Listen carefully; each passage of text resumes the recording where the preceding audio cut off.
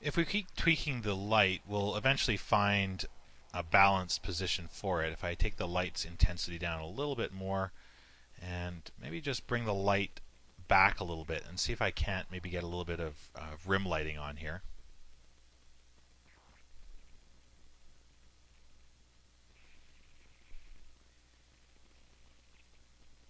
Let's try and define these bottom edges just a little bit more.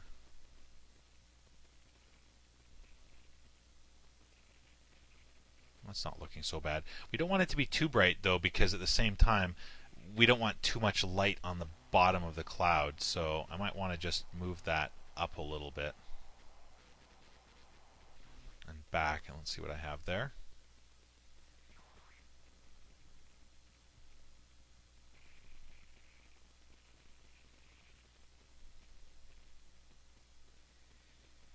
There we go. That's actually not looking too bad now. One of the neat things about the particle shaper is there's actually a number of presets that you can work with for doing kind of cloud type objects. You can do the fluffy cloud sort of look, and I can actually just use the kind of comparison manager, the image compare region to check this out.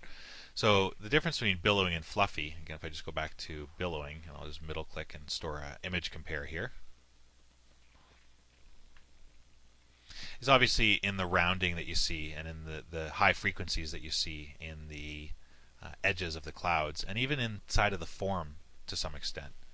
So you can see it really kind of softens when I just draw the comparison region back and forth.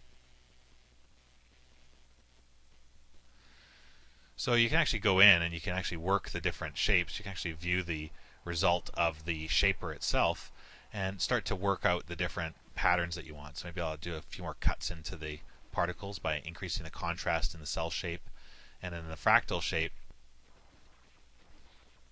adding a little bit more noise as well too, just by adding more contrast between these light and dark pixels.